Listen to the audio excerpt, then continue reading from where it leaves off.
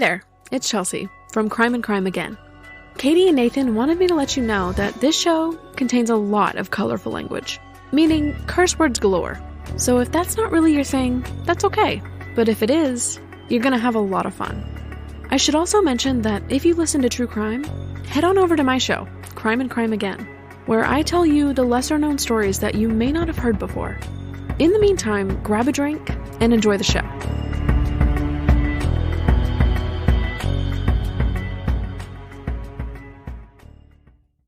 Hi, this is Katie. And this is Nathan. And you're listening to Queen's Podcast, the show about badass women in history.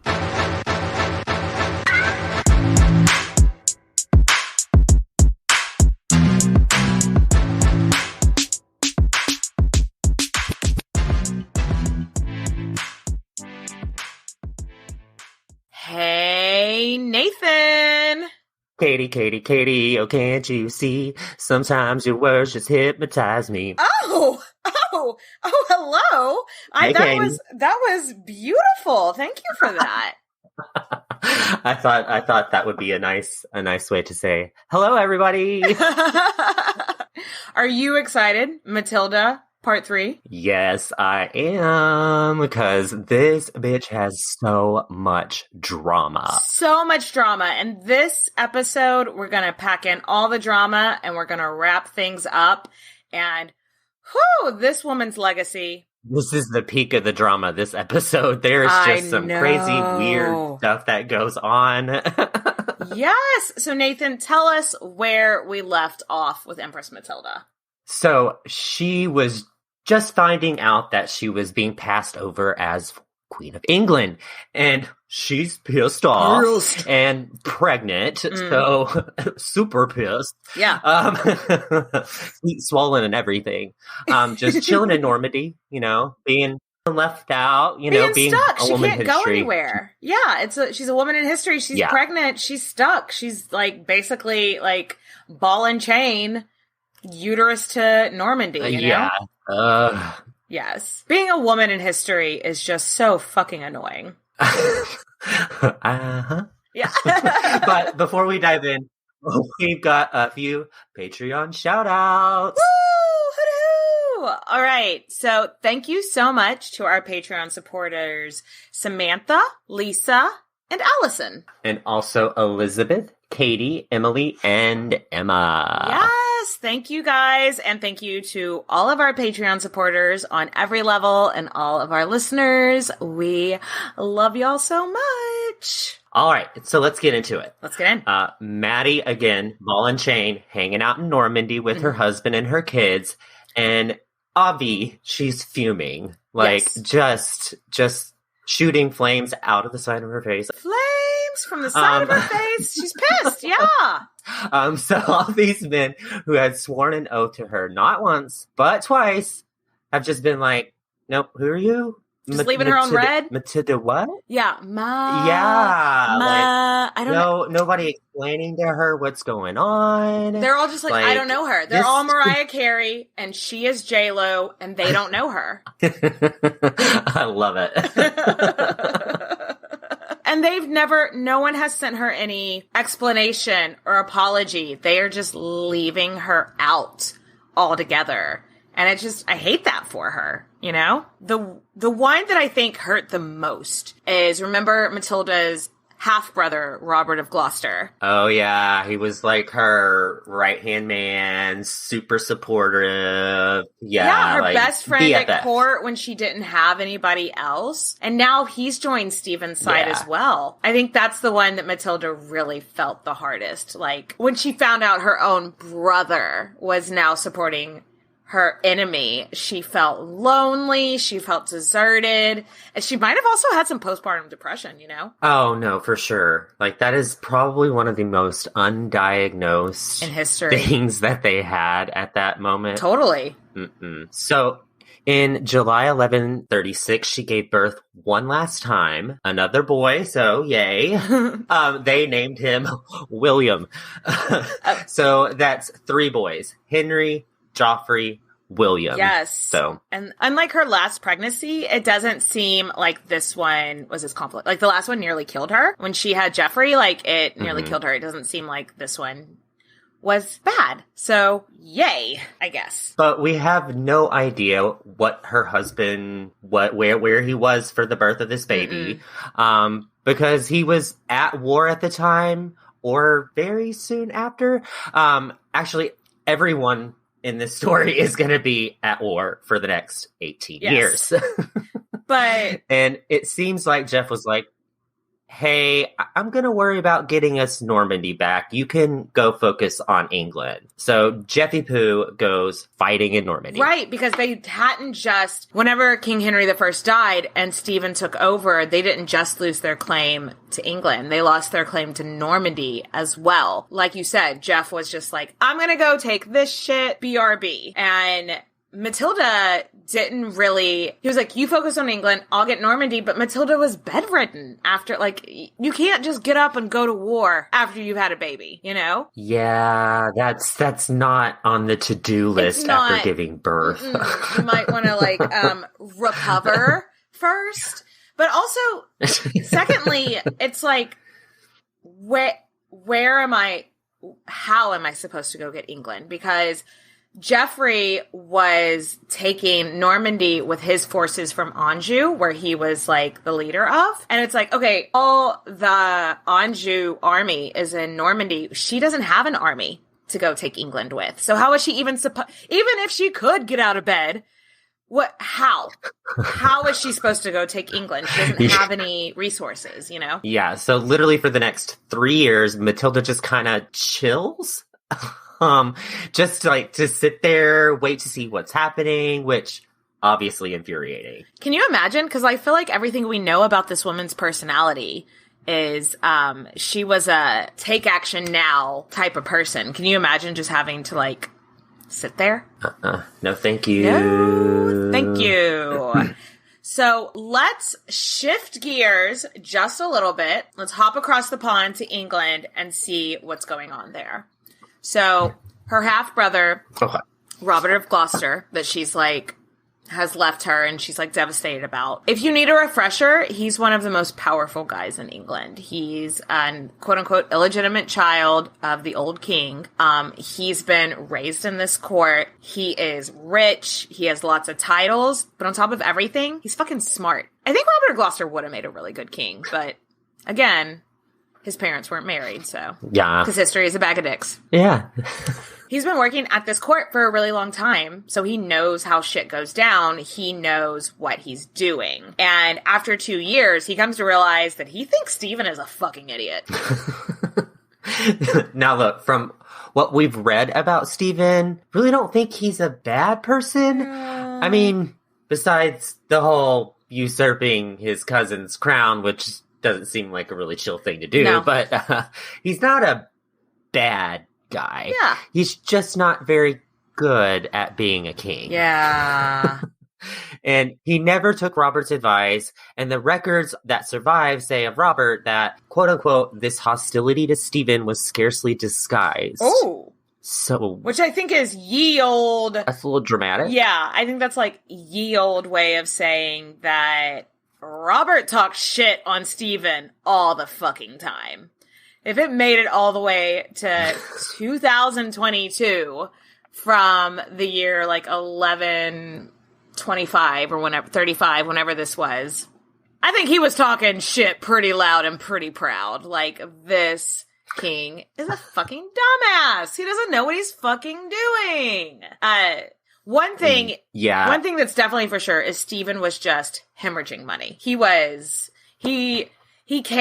Henry had saved up so much money in the treasury, but for Stephen to not have any uprising internally in England, he had spent all that money, like paying bribes, giving people land, giving people castles, and he had spent... Oh, he's just giving it away, like, Which is fine if you have the resources to do that and still run the country.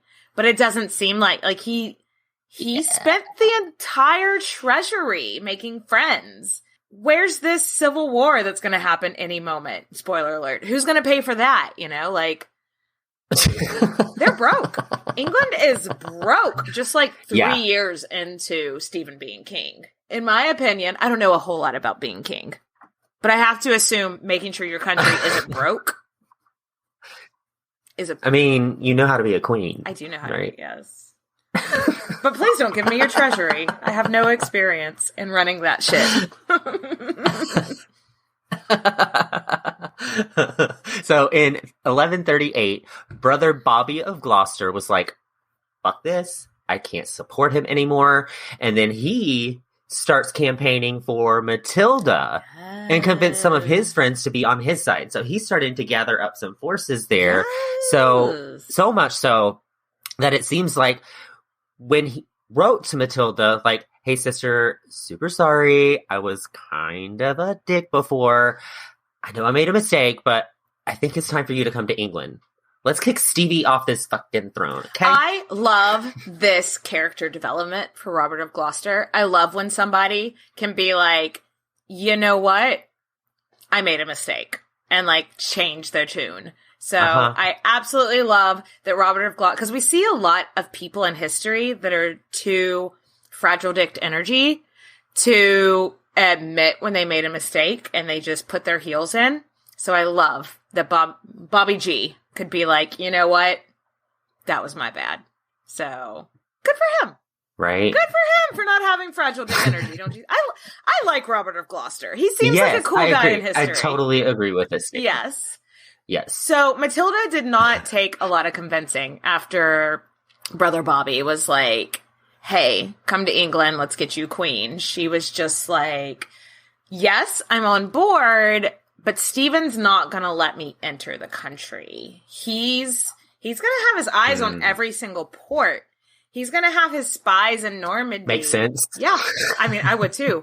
He's going to have his spies in Normandy tell him what I'm doing. Now, how am I supposed to, like, sail into a port in England and not expect to immediately be put in jail and be captured? Like, what? Yeah. Well, I mean, if you think about it, if you were just to show up to a port, usually a port's just out in the middle of, somewhere, and you just show up to this port, people are eventually going to whisper, oh my God, you know who's here? You know who's here? Yeah. And eventually word's going to get out that Empress Matilda's there, and then they're going to be like, we got to arrest you. We got to throw her in jail. She's a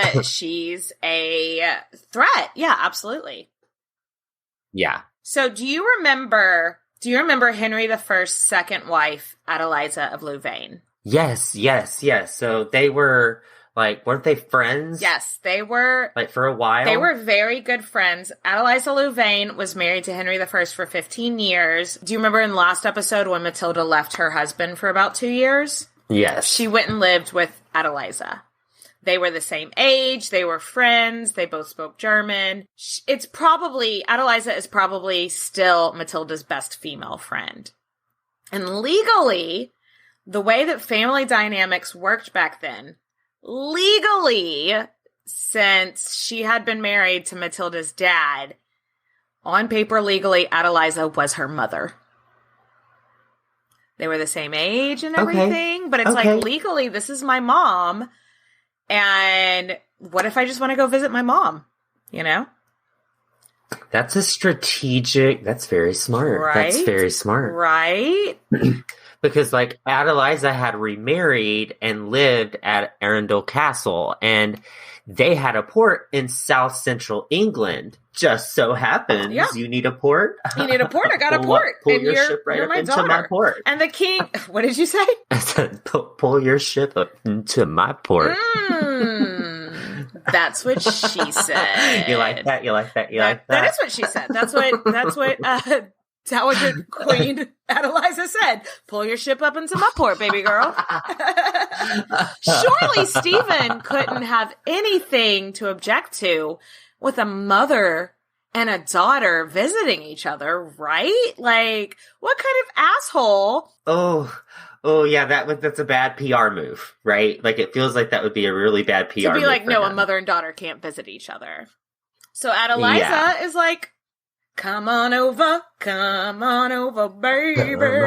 Adeliza is played by Christina Aguilera in this miniseries that we're writing. So, but this one... And she's gonna do the thing when she sings. Sorry.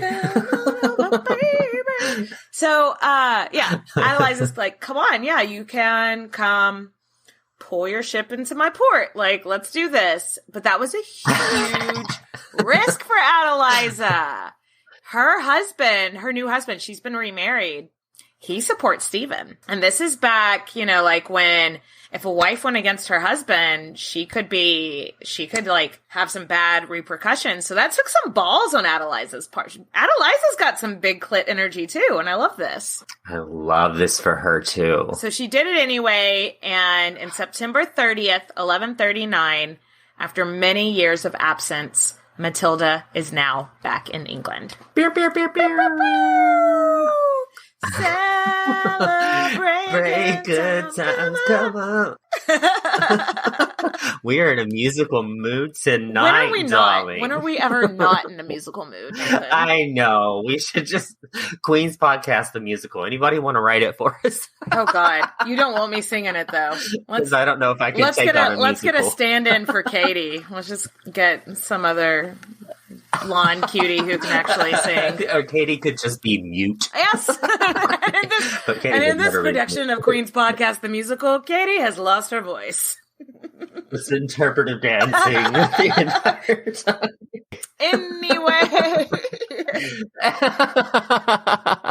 So, spoiler alert, this little move that they did whenever they landed in England began a little tiny thing in history known as the Anarchy, which, not daunting at all. Spoiler alert, as the name may imply, bad time for all. It was a whole thing. It was this whole thing. It was the definition of this whole thing.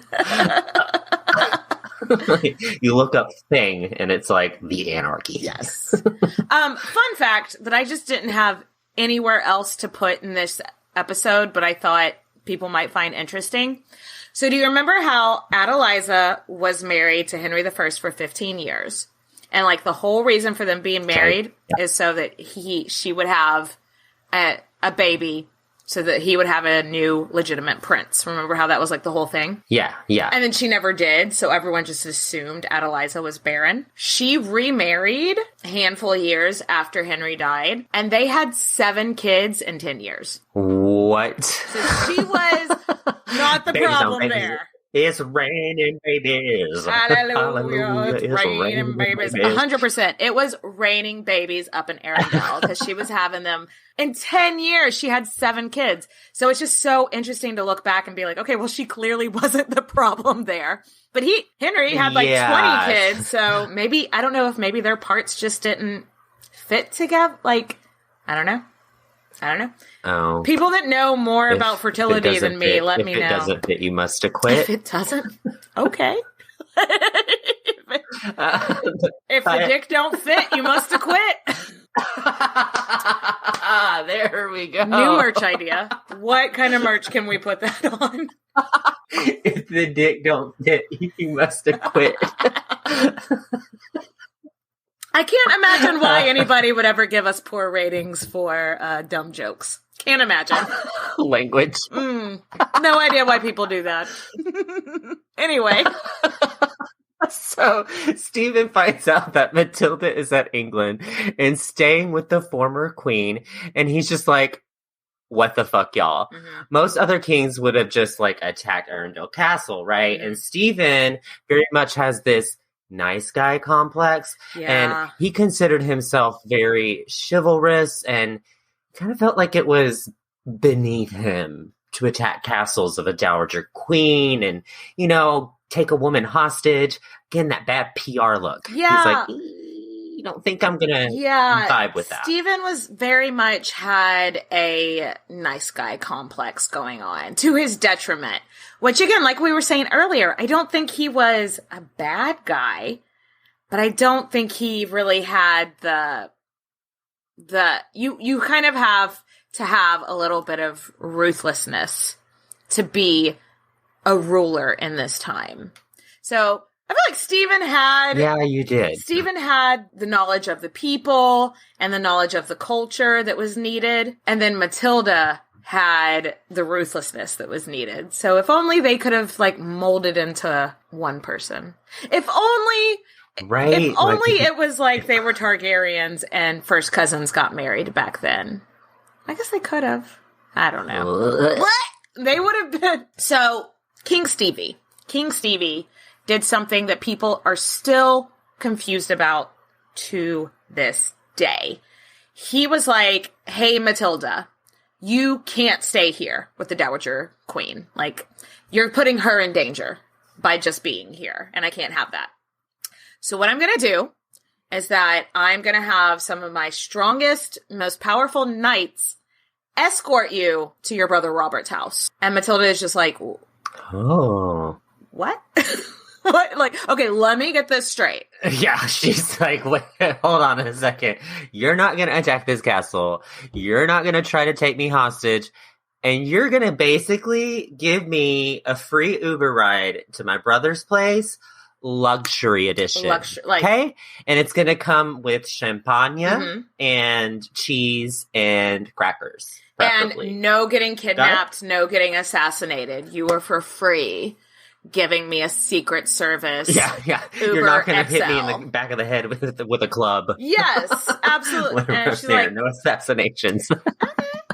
I mean, like I said, to this day, historians are still like, what was he doing? I mean, I think it was just really, he was like, I think he didn't have the foresight to know what was going to happen. And he was like, you got to be nice to ladies. Yeah. I mean, that's a lot better than we can say about some other men in history. Ooh. So her brother Robert, who King Stephen is giving her a private escort to go see, is raising an army. And everyone knew he was raising an army. Oh God! Anyone else in history would have taken Matilda hostage, but instead, the following week, she said goodbye to Adeliza and headed to her brother's place, and this would be the start of a civil war, basically. Oh God! Yeah, not another. No, we don't go into battles that much because.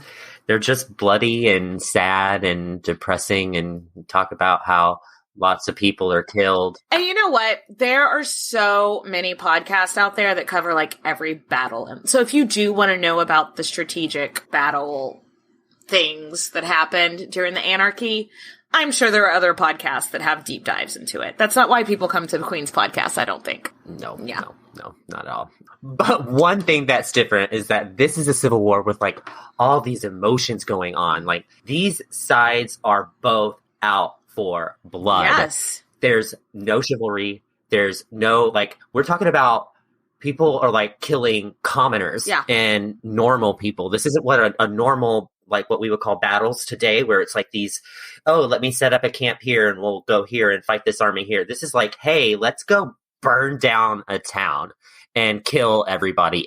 Yes, like today we would call this war crimes. Like it was like there would be lords switching sides all the time. So first thing you need to know about the Anarchy is that there is hardly ever one house, one duke, one like earl or whatever that stayed on one side throughout the entire thing. They were always switching sides.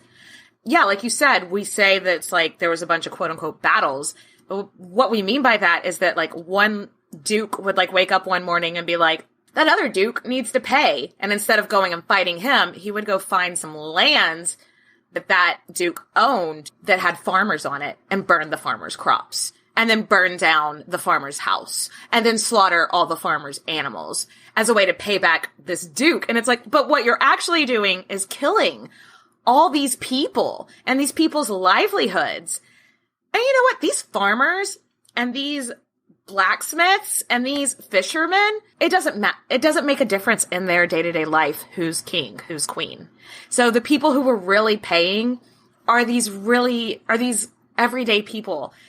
And to me, that is so, so, so sad. And shame on both sides for that shit, you know?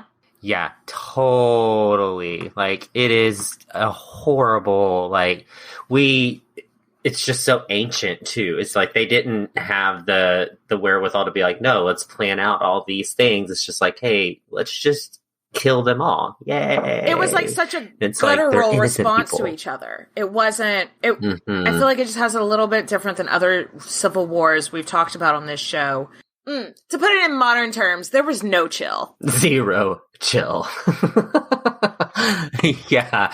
Normal people would later look back on this and say that this was when Christ and the saints slept, because it's absolute anarchy and it's so horrible. It's like literally all the wealthy people are killing all of the commoners and farmers and crops. Like it's so terrible. Yeah, have you ever heard the phrase "eat the rich"? Like, because this kind of when I read shit like this and about how like almost none of our major players in this episode die in battle. Like, no, it's just the rich people killing poor people to spite other rich people. So, eat the rich. Bye! Okay, enough about battles. Yes. Enough about battles. Because they're very depressing in this story. Let's fast forward to 1141. Matilda has been in England for 3 years, having ups and downs, like in all of these battles. She like hasn't seen her husband or her kids in like a really, really long time. And I mean, she had to have written home a lot. But again, not a lot of these letters can survive because they're almost 1,000 years old. Well, some people's like letters have survived. Something. I honestly think just because of how little we have surviving from Matilda's hand is that, she just, I don't think correspondence was something that was super important to her. Like we see with other historical figures. Do you know what I mean? She wasn't. Yeah, maybe so. Maybe writing wasn't her thing. Yeah, maybe writing wasn't her thing, but I also think, like, maybe she just wasn't a very sentimental person. And so she was like, why do I need to write long letters all the time? So. Touche. Anyway, February 2nd, 1141, there's a... Sorry. Let me try that again. Anyway, February 2nd, 1141, there's another battle, but this one is in Lincoln. So... Stephen views himself as this warrior king, so he doesn't think that he should be on the sidelines, like calling the shots, hiding out in the safety of camp. He wants to be there with his troops. But, bitch, you a dumbass. Let's talk about this. Well, to be fair, he doesn't know what happens with Richard III yet and why you shouldn't fight. Be in the middle of fighting with your troops. Touche. Yeah, it was a dumb idea because you can get caught and they got a replacement for you right there. And she doesn't go fight in the battles because she's a woman. So, that is probably a direct statement from Matilda. Yeah. And bitch gets caught by Robert of Gloucester, which is... Yay! Our boy Robert. Yeah, take him over the Robert. And y'all, somebody hopped on the phone with Empress Matilda so fast. He was like, we got Stephen. What do you want us to do with him?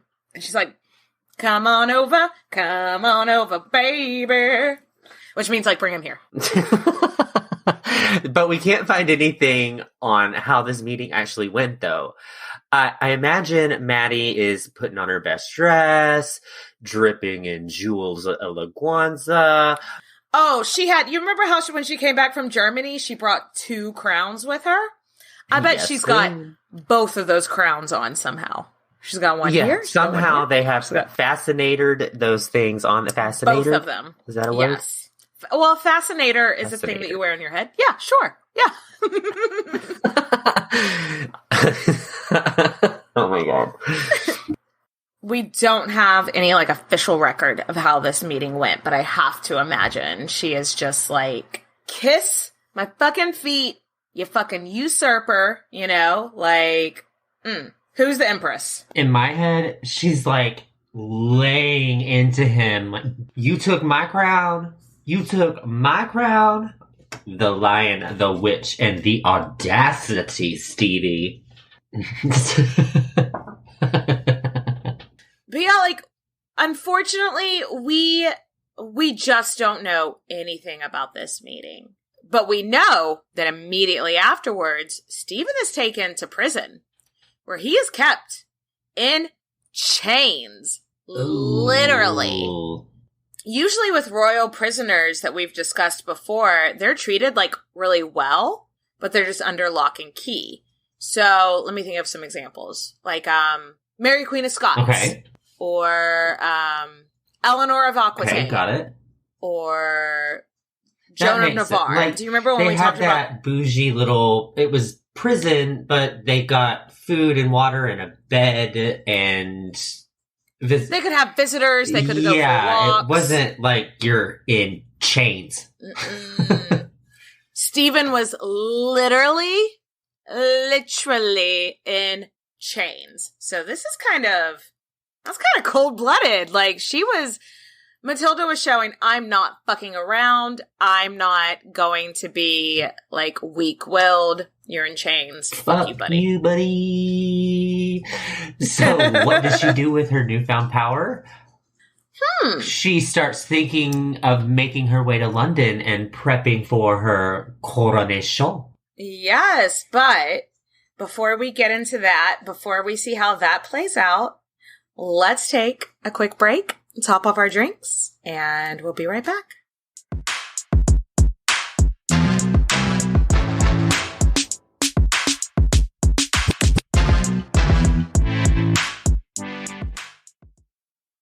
And we're back. So, Nathan, what were you saying that Matilda does next? She's getting crowned, honey, and they are making it official. Like, we really didn't dive into it last episode, but London did not like her and did not know her. I'm just gonna say it up front. They just, who's she? We don't know her. She can't sit with us. Again, London is Mariah Carey, and she is Jennifer Lopez. And they're like, we don't know her.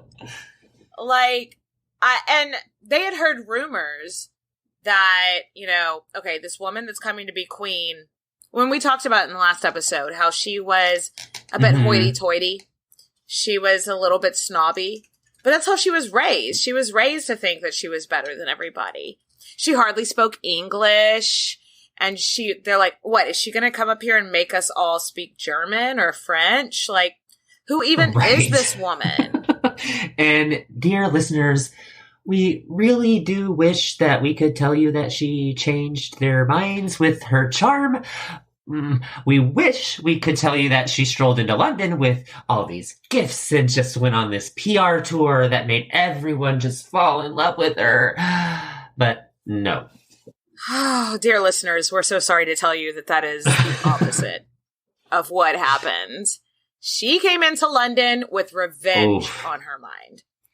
She is giving me, not as tough, but still, she is giving me a bit of Daenerys, like, third to last episode of Game of Thrones vibes. She is just, like, revenge. Like, y'all supported this usurper? You're gonna regret that shit. Which really isn't the way to go. Because, again, the commoners, like, their lives, they're just going with the flow. They're going whatever makes their life easy. Yeah, she literally didn't take any meetings unless it was for someone to grovel at her feet. So she didn't go to meet with any of those commoners. And on top of that, she ended up raising taxes for her coronation, which does not do well with commoners. Yes!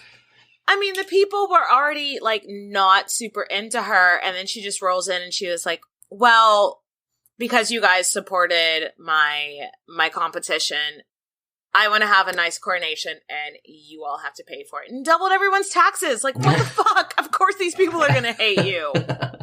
Yeah, they need, like, Kris Jenner as their PR reps.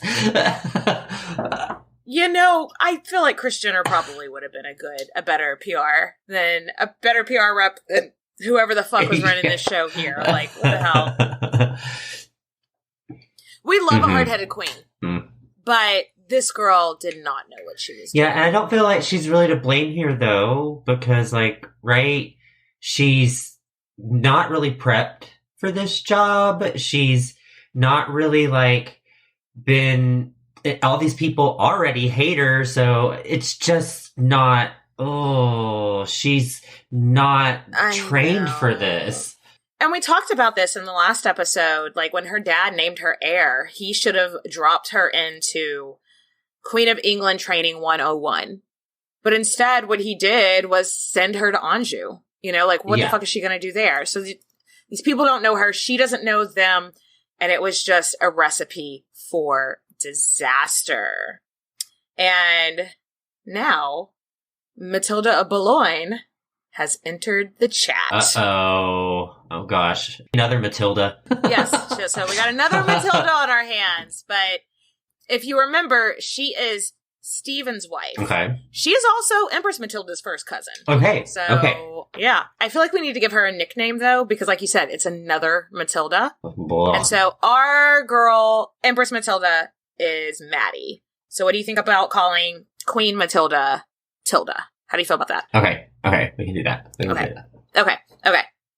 Oh, so Tilda has raised an army, and the people of London are obsessed with her.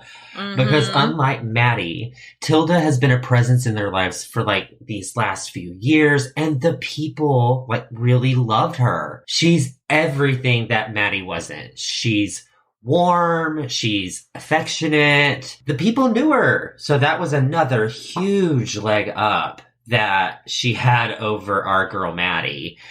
She's not snobby. Yeah, exactly. And she wasn't like trying to run the country and be all big and mighty. So it came across much more acceptable to like the population. Yeah, because like in the general population's mind, running the country was a man's job. Mm-hmm. So you might say, okay, but isn't raising an army a man's job as well? Mm-hmm. Yes, but she was doing it in the name of her husband, not herself. Ugh. So people looked at it like she is such a dedicated wife. Ugh, misogyny. Misogyny! It doesn't make sense, but that was the medieval way of thinking. If you're raising an army for yourself, horrible woman, bad at being a woman. If you're doing it in the name of your husband, yes, keep going. I mean, I think that kept on going until like the 1950s, until they started burning bras. You know, but honestly, when you boil it down, I think it was just more that all in all, Tilda was more likable, you know? And it just came down to that, which, if a man was doing any of the things that Maddie was doing, everybody would have been like, strong leader. Yep, that's exactly what would have happened. Man of his convictions, but because she was a woman. Yeah. And we would love to cover Tilda someday because she's super duper fascinating. But just like we do with Henry VIII's wives, we really don't want to talk about that wife before or after kind of thing. The competition. Yeah, because we're afraid of their ghosts. Yes. We don't want to be haunted by any of these spirits that may be still upset.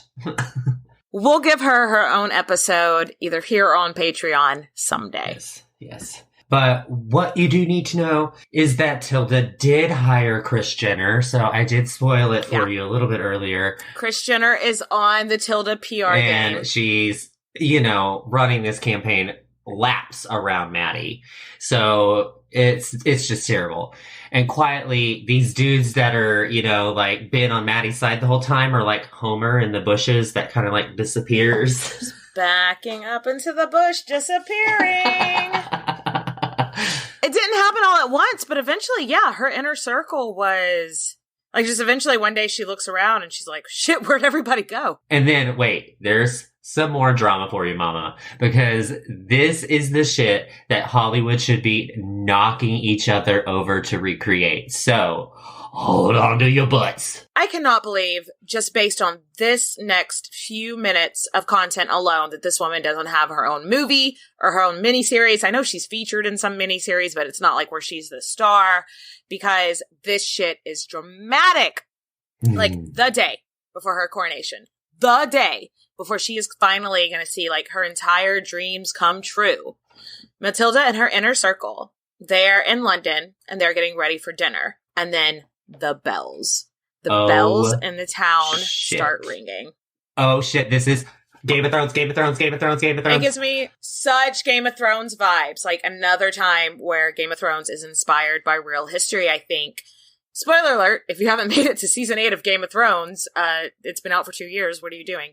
But remember that, like, that was it the second to last episode, the third to last episode, the one that everybody hated, the one that everyone hated, titled "The Bells." Well, Maddie is like getting ready for dinner, and she hears the bells in the town, and because again she hasn't grown up in England, she doesn't know what that means. And like one of her bishops is like, it means the Londoners are revolting. Ooh. They are about to storm the castle. They want to take you prisoner. You need to get the fuck out because it is quite serious. Oh my gosh. Could you imagine? You just hear bells and people are like, so you're gonna die. People would very much like to kill you right now. So our advice, Kris Jenner is up there being like, we should really, like take this party somewhere else. Like let's get out of here. And they did. Needless to say, herder dudes left so fast. I can just imagine that little cloud of dust. All the food is still like hot on the table and everything just kind of poof, and they just kind of run away. I think that is such an interesting detail that has survived through history. Because like we don't have a whole lot of letters that survive from her or anything, but we have this one interesting detail that the food was still hot on the table, untouched when everyone got the fuck out. So that's how quick how quick it was that like everything was fine and then it was not fine. Yeah. Because it would have even had to have been like right before dinner was served too. Like, because, halfway through dinner, the dinner gets cold. So it must have been like they were sitting down about to have dinner and they're like, bitch, you gotta go. Bitch, you got to go. And they rode. They got on their horses as fast as they could, nonstop, from London to Oxford. So I put this into Yield Google Maps. If you're driving from London to Oxford, that's about an hour and a half. Okay. If you're taking a bike, it's about 6 hours. So I imagine riding horses is somewhere in the middle. So maybe like 4.5 hours, something like that. But they're going as fast as they can, completely unprepared, on a horse, literally fleeing with just the clothes on their back and like whatever they could like grab and stick in the saddle of the horse or whatever. Like, can you imagine that drama, Nathan? Oh, it's literally like your life is in danger. You're thinking people are chasing you because they probably are. They probably were, yeah. And you're going full speed ahead. And you have to imagine, so for Matilda, she's not trained to ride on horseback or anything like that. She's not trained for battle riding, where you're going full force, full speed ahead. And that's a lot of work on your body because you're literally like having to use your whole entire muscles to keep going. So she literally passes out like during the ride. And her dudes have to construct this whole trailer basically to put her on it and carry her behind. Oh my gosh. I just need that in life in general, to have some guys pull me in a trailer with a mimosa with a horse. But this was not like that. This was terrible. No. And they're like having to still like keep up the pace because it's literally people are chasing them to kill them or imprison them. She gets to Oxford and she is in bad shape. Physically, mentally. Also TMI, but this is just something that I thought about. So women riding horses back then, women didn't wear pants like the men did. Okay. So she's riding this horse in this dress. So think about it. 5 hours in a saddle and like a fancy dress. Oh. I bet like her inner thighs would have been bare on the saddle. Ow. Ooh. I'm thinking she probably got like horrible blisters there. And maybe that's TMI. Maybe people don't want to. That's just where my mind went, just thinking about, like, have you ever walked in a pair of shoes that you didn't have the right socks for in too long and you get blisters on your feet? And how painful those are? I just have to imagine that, like, her legs in a dress that was not prepared for riding at breakneck speed for 5 hours. Her body was just fucking tore up because of the clothes she was wearing. Yeah. So I just have to imagine that she took some time to recover from that, both mentally of like, oh, I guess I'm not going to be crowned queen my entire life down the toilet, and physically, because back then people died of paper cuts. Like, she was probably fucked up from these injuries that she got riding on the horse. Anyway. So she was probably really sick. And also probably mentally in a bad place as well. Oh, of course. That's an understatement. She just had to run for her life. Like, oh gosh, but it gets worse, guys. There's lots of other things that are hurting at this point. Her best friend, her confidant, hand of the Empress, her half-brother Robert, they've been taken prisoner by Tilda, so she has no one. So her heart is hurting as well. Yes, her brother. Can you imagine? The enemy now has her brother. And she hasn't exactly been nice to Stephen. No. So she's probably like, what are they doing to him? Her imagination's running wild. Like, are they torturing him? Are they starving him? Is he dead already, you know? Yeah, so she sits down, weighs her options. She knows, like, okay, the only way that Tilda is going to let Robert go is if she lets Stephen go. So, prisoner swap, right? Like, this is a... Yeah.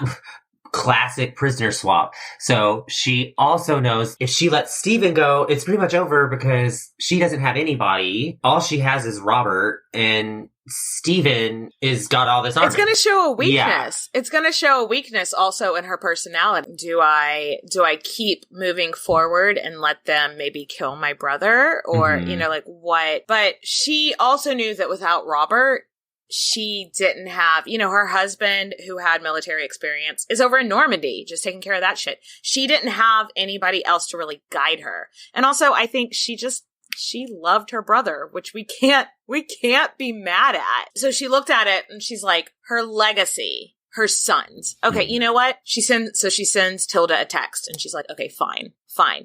I'm going to let Stephen go. You let Robert go. And so each prisoner was released, and they went each to be with their respective Matildas. Yeah, and you might think that was the end of it, but they all laid down their weapons and ended this war, and everything was happy, and butterflies and rainbows and unicorns were jumping in the sky. Nope.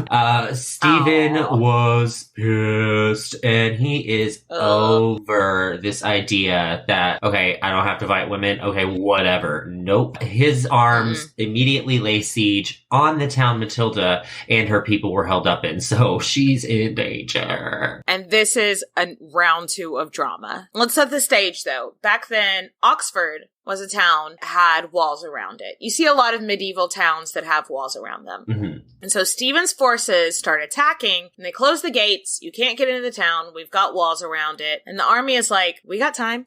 We can wait. You're going to eventually run out of food. And guess what? Winter is coming. Game of Thrones. Matilda and her... Game of Thrones again. And Matilda and her crew were held up for like 2 or 3 months in Oxford, just being like, it's fine. Oh my gosh, I would be terrified. But by January 1142, just a month before Matilda's 40th birthday, things got even bleaker. It was apparently... Because winter did come. Winter was coming. And there was a blizzard. It was cold. And it was bad. It was bad. So supposedly, you literally could not see anything through the sleet and snow. Like, it was just... white. It was like a record-setting blizzard. White out. Yes.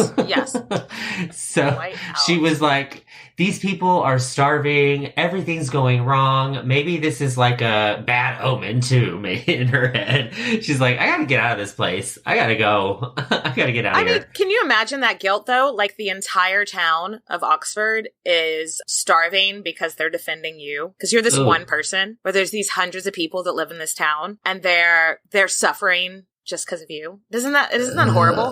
That's so sad. Yeah, I think it weighed on her conscience a little bit. Once again, they did a Hollywood wet dream scene. Okay, let me set the stage. Story goes that Matilda and 3 of her strongest dudes in her army, they put on their heaviest coats, they put on, like, everything that's going to keep them warm, and then they went around the entire town, and they collected anything white that they could put on. So bed sheets that were white. Let me have them. That looks like a white sheep. Shear it. Give me its, what's it called? Fur? Coat? Whatever. Like, head to toe, they just want to be covered in white. So they are completely wrapped themselves head to toe in white, and they start scaling the side of the walls of the town. Wait, why? Okay, let me unpack this for a second. Why would you climb in white? That seems like you would stand out. It's a blizzard. It's a blizzard. And it's like, it's such a bad blizzard that people can't even see like 2 feet in front of their faces. So they're like, okay, if we scale the walls of this city, the walls were like 100 feet tall. Oh gosh, they're desperate. They are desperate. They are very desperate, but so the white cloak is acting like a camouflage, and they scale this wall, and then they crept by enemy forces and walked across the River Thames. Wait. Okay, so across. It's frozen, but is it frozen enough? Like... Frozen enough for them to take that chance. Oh, that's so scary to me. Like, they just had to gamble. I know, you know what? If it was me, there would have been a trail of shit across the River Thames. Because I would have been shitting myself the entire time. Because if it broke, sudden death. Oh, yeah. But, like, what other options? What other options did they have? I'd be right there next to you just peeing. just piss myself. Also, yeah, it would be terrible. So first they scale the walls, and then they just sneak past the enemy, and then they cross a river on foot.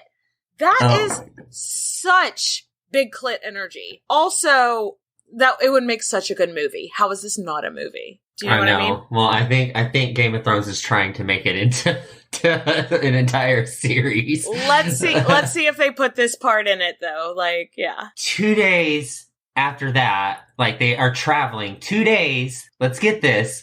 It's a little more friendly after that. They get on more friendly grounds. It's this place called Devizes. Nailed it. Castle. Nailed it. And that's where she would just, like, chill for, like, the next 6 years. I feel like, so the war went on a little bit, but I feel like after Matilda's barely escaped from death, she had lost the fight a little bit. Yeah. Do you know what I mean? Yeah, like, for sure. It was sort of like, I think she was realizing, you know what? I may never be queen. Stephen won. What's the point? She's just sort of like, She's wind dead. Is out of her sails. She's dead inside. She's dead inside at this point. She's tired. Yeah, she's just like, I'm over it. She's fucking tired. But then, so her brother Robert went to visit Normandy and came back with a surprise. Drum roll, please, Nathan. Ding. It was her oldest son, Henry. She hadn't seen him in like 10 years. Oh my gosh. He was little, and now he's like a teenager. I bet that was like, she got a renewed sense of purpose, right? She was like, yes, my son's here, and her heart just lightened up and was like, oh my gosh, I haven't seen you in so long, and now I have the will to live again, basically, because I felt so terrible before. I remember what I was fighting for. Yep, that's the truth. It's the truth. She realized, okay, you know what? Maybe I'm never going to be queen, but my son could still be king. And so I'm going to take note of everything I did wrong, and I'm going to try to make that right and make my son a good king for England. She's got, again, a renewed sense of purpose. Like, okay, I have my heir. So Henry is doing the exact opposite and going out and making sure to learn the local customs and speak to the commoners and, you know, making sure that again, Kris Jenner is on his PR team, and everybody knows who he is, and he's so popular. He's introduced to like all the famous lords that he could meet up with. He learned what the normal people were like what would they respond to? What would they want in a king, and what would they hate in a king? So friendly, personable. Imagine that. That kind of helps. I think that's one thing. There's like a nurture versus nature thing that some people just have that friendly gene in them. That I just don't think Matilda had that je ne sais quoi, you know? But I think Henry did. And I think she recognized that Henry did. And that's when she became Henry's Kris Jenner. She learned the ways. She was like, oh, okay, y'all didn't like me, but y'all like him, so let me put him on a publicity tour. You're fired, Kris Jenner. You're fired. I don't need you anymore. Sounds like she's hired. It sounds like she's hired. Oh, well, true, but yeah. In a new form. Kris Jenner has been reborn. Into Empress Matilda. And so people at this point are starting to whisper, maybe he should be the next king after Stephen. Well, yeah. Well, people were pointing out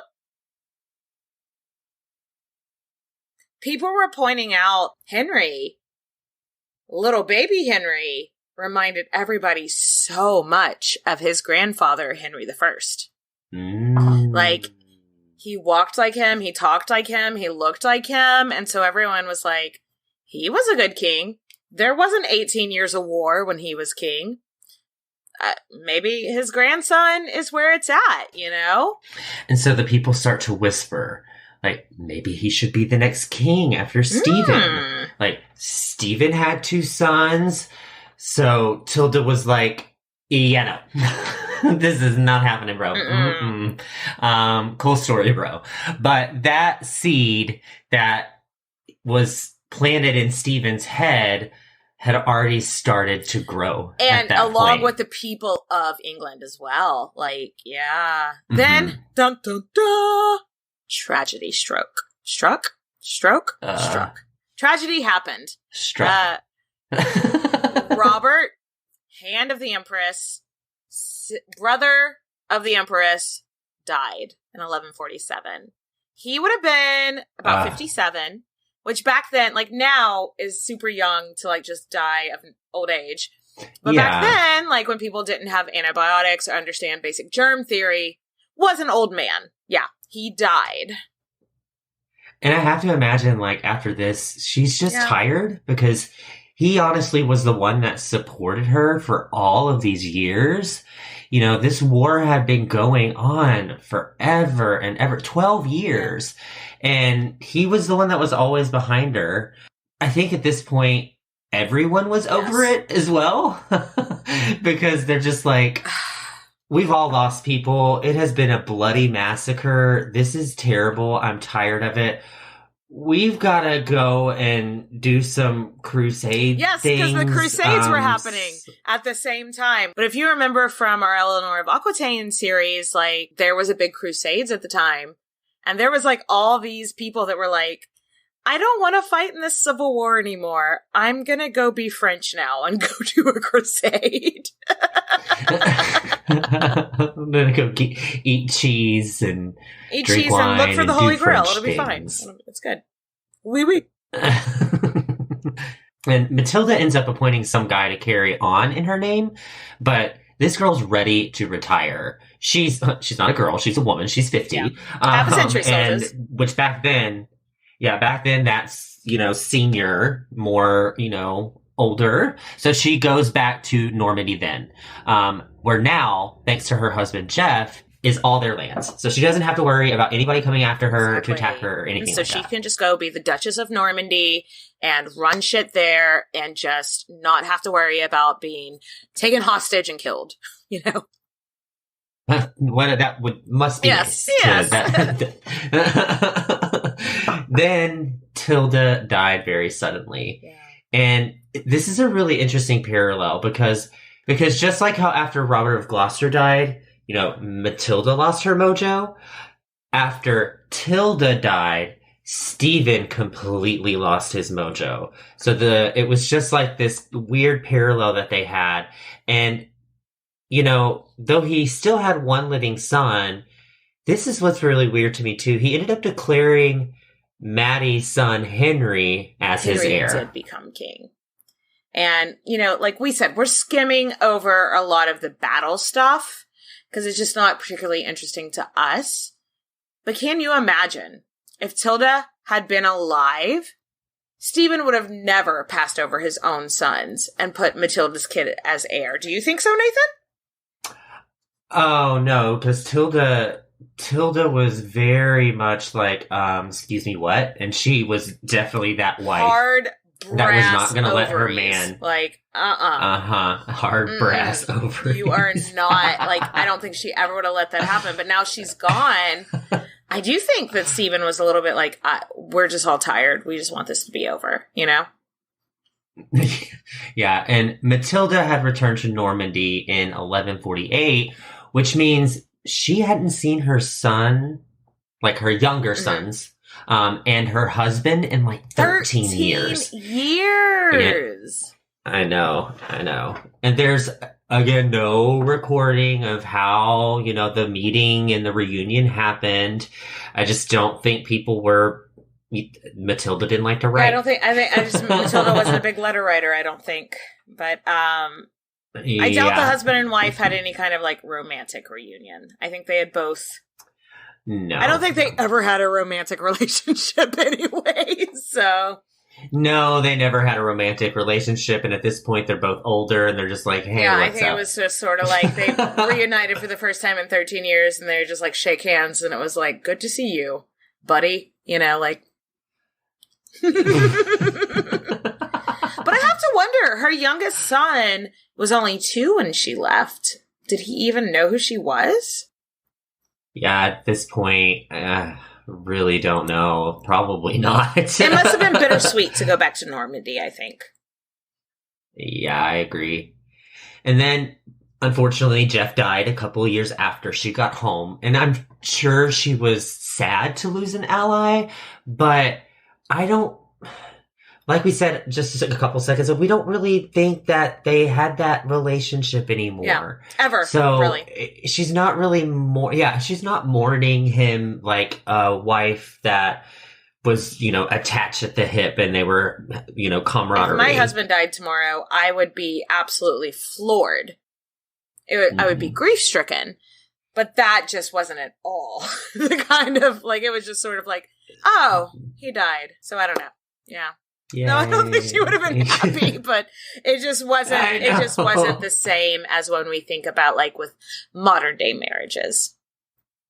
Yeah. So let's fast forward a bit. And Stephen and Henry officially sign a truce in 1153. So this anarchy is finally over. It's been 18 years, guys. Can you imagine? Right after they've signed the truce and everything's over, next year, Stephen dies. So... I'm sure everybody in the country, even though, like, Stephen in his lifetime wasn't an unpopular king. He's an unpopular king historically, but in his lifetime, people kind of liked him. But I think even everybody in the country, when he died, it was like a sigh of relief. Like, whew, it's over. This guy, okay. Yeah. I personally think that Matilda was just relieved that the whole thing was fucking over. Like, I'm sure she was happy that her son was now king. But more than anything, I think it was just relieved that I don't have to fight anymore.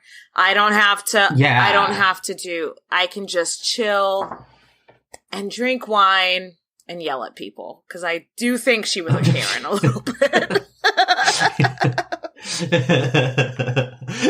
Well, I mean, that's kind of what she did. Yeah. She ended up staying in Normandy, running shit there for the rest of her life. Her youngest son, William, and her formed a really tight bond, which is nice because, she did kind of miss out on those first 13 years of his life. So nice to see that they got that bond in there. And then she really got into like church and charity. Yeah. So really cool for her. She also gave Henry political advice. For instance, which, you know, from her track record so far, it's not something that I'd be like, I definitely want to hear about.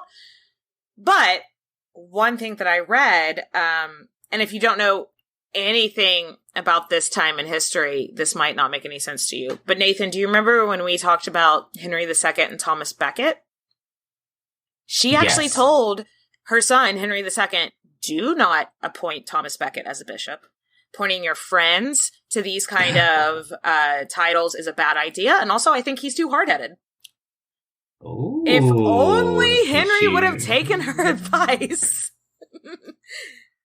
Right? Yeah. Like, oh my gosh. Yeah. She was literally like, don't do it. Don't do it. He's like, no, I'm going to do it anyway. And then, like, I'm sure she was already dead by the time that everything came to pass. But I'm sure she's looking up from wherever and being like, I told you. I told you. And though she did relax a lot in her late years, people wrote of her as an old lady, as thinking very highly of herself. So even to her last day, she was like, I'm a fucking empress. Y'all are going to treat me like one. Period. Love that. Matilda died in 1167 at the age of 65, and she was buried in Normandy. Her tombstone read, Great by birth, greater by marriage, greatest in her offspring. Here lies Matilda, the daughter, wife, and mother of Henry.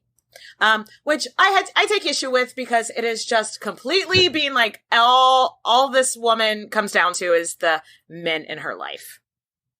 But super annoying. But I think she would have loved that Geoffrey was left out, because when they say the wife made greater by marriage and the wife of Henry, they mean her first husband, Heinrich. Which is, she styled herself Empress Matilda after being his wife her whole life. So even though I hate the misogyny of that, I think she would love that they left out Geoffrey. Yeah, right. So let's raise a glass to our badass empress. What a life. What a life. Clink. Cheers, bitches. I love how we still clink it through the Zoom. Even over Zoom. Let's clink it. Thanks for listening, guys. Yeah, if you want to hear something, just email us at queenshistorypodcast@gmail.com. And follow us on social media platforms like Facebook, Instagram, Twitter. We have a really great Facebook discussion group. We'd love to see you over there, too. And if you're so inclined, we do have a Patreon account if you need more Queens content in your life. Yes. Thanks for listening, bitches. Cheers, bitches!